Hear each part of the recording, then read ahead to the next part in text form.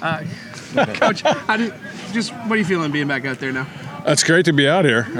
Excited that we got a nice day. It looked like it was going to be a little wet yesterday, so we're excited we got 2 good days of work in, and we'll make the corrections and get better from here. You got some bad news yesterday. It was after we had talked to you about Jordan Williams. How does that affect things for you? I mean, it's the next man up. I know it's cliche and you hear about it from everybody, but that's what it is. And we have contingency plans for these things. And, if a guy, it's not him or any guy, is not 100% committed to being part of this, then, they do us a favor by not wasting our time and letting us know. So that's kind of the take that I'm looking at it. And it'll be the next man up, and we'll have a plan, and we'll go from there. When did you learn about it, and how did you learn about it? I learned about it about halfway through practice, and Ed told me. Ed told me at the same time. Taylor, obviously out there leading the majority of reps without Bo. Is it sometimes easy to forget that he's only in his second pro year, just the way he looks out there sometimes? Well, I'm never going to give him that excuse. So as far as I'm concerned, he had a lot of starts last year, and he's a KG seasoned vet. And so I'm going to expect perfection from him, knowing it's unattainable, but I'm going to push him to be better in everything he does. In terms of that and leadership, what have you seen from him out there, especially with a young group like this? Finding his voice, and like you said, he did start, but finding his voice out here. There's no question there's another level of confidence after having some success last year, and that's what comes with having some production. So hopefully he can continue to have more, and I think he's a natural leader. I think he's going to be a vocal guy, and he loves to play ball. He's a guy that's in here at 5 a.m. during the season. I mean, he loves it, and I think that shows through in his personality. I know you touched on it yesterday, sorry, but what is your level of concern around Bo? Not a lot. I mean, I'm expecting him back Monday. We're not even practicing on Sunday. It's a conditioning practice, so I don't expect him to be there, but I expect him to be out here on Monday. How much is the Grey Cup talked about as of right now? I mean, it's obviously the end goal, but how much is it actually talked about in the room? It hasn't been discussed once yet.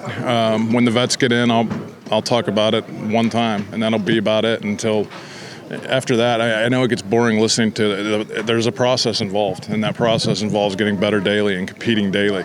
There will be no doubt what the goal is. There's one goal. That's it. There's one goal. But it's not something that I think it's conducive to focusing on, because you've got to get better on a daily basis. You've got to be where your feet are. And talking about down the road, all that does is have people lose concentration on what they're doing today.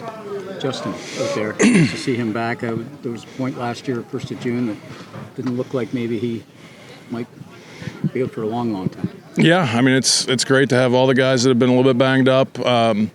He looks like he's running well. We're going to monitor him as well. Guys coming off serious injuries, you got to kind of keep an eye on how they're doing. But so far, he looks great and looks like he never missed a beat. There was a few times out there where you had two. This time last year, he was clearly taller than basically anybody else out there. And now I think he's number 5 in terms of height. Is that right? Yeah, I mean, we've made it a point to get longer, to get faster, to get stronger, even just getting off the bus. And I think Ed and his staff done a great job there. We got some guys that we got to pick from. You're a new guy in terms of the lead voice in the room. There's a lot of new faces, a lot of changes. Simone's out, veterans who have moved on or retired. But how do you set the tone day 1, day 2, day 3? I don't do things, I guess my delivery might be different, but I don't do things a lot differently than the way O did them. I mean, we're going to set expectations, and then really it's going to be up to the team to decide who we're going to be. Now, I'm going to push them in the direction I want them to go, and you can hear, I mean, I'm not going to mince words when it comes to that, but we've got to cultivate the guys that see things the same way we see them, and then it becomes their team, and that's the key, I think. You saw this team a lot last year. You know this team. Starting with first day of camp, what are you hoping is going to be different with this team than with the team last year? Yeah, I mean, I've moved on from last year. This is a new team. There's new people here.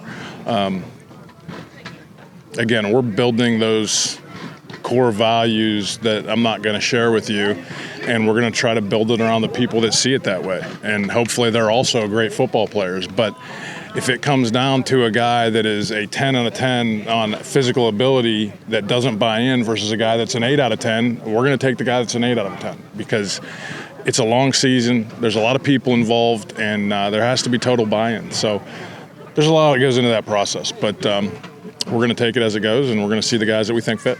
So this may be a really weird, broad question, but what are you hoping then coming out of camp? What's your goal leaving camp with this group? In terms of what?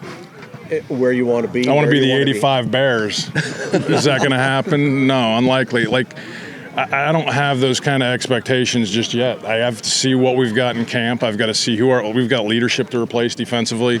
We've got leadership to replace offensively. There's a wild chase at who's going to play receiver on this team. We've got tight ends here.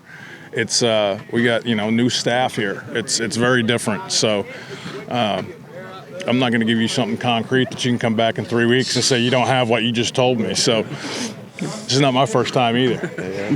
There's contingency about a dozen players, veteran guys here who are watching from the stands. Mm-hmm.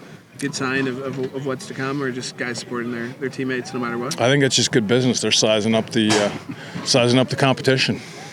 You mentioned that, and you may have just given the answer, but coming into this, how many positions do you have in your mind are already locked up, or how many are wide open? How set is this team in your head right now? Not many. I mean, I'm not, there's your Tims and your James that have produced at a high level. There's a couple guys on defense. Casey's produced at a high level, but everybody else is competing.